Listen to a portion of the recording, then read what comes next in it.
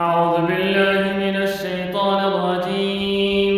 بسم الله الرحمن الرحيم. وإذ قال ربك للملائكة إني جاعل في الأرض خليفة قالوا أتجعل فيها من يفسد فيها ويسفك الدماء ونحن نسبح بحمدك ونقدس لك قال إني أعلم ما لا تعلمون. وعلم آدم الأسماء كلها ثم عرضهم على الملائكة فقال أنبئوني بأسماء هؤلاء إن كنتم صادقين.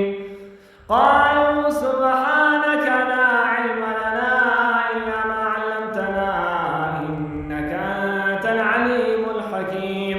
قال يا آدم أنبئهم بأسمائهم فلما أنبأهم بأسمائهم قال ألم أقل لكم إني أعلم غيب السماوات والأرض وأعلم ما تبدون وما كنتم تكتمون.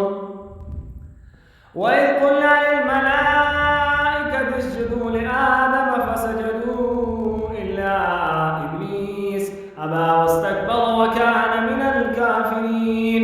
وقلنا يا آدم اسكن أنت وزوجك الجنة وكلا منها رغدا حيث شئتما ولا تقربا هذه الشجرة فتكونا من الظالمين.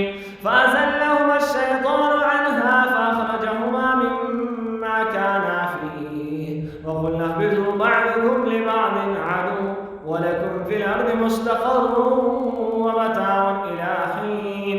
فتلقى آدم من ربه كلمات فتاب عليه إنه هو التواب الرحيم. وقلنا اهبطوا منها جميعا فإما يأتينكم مني هدى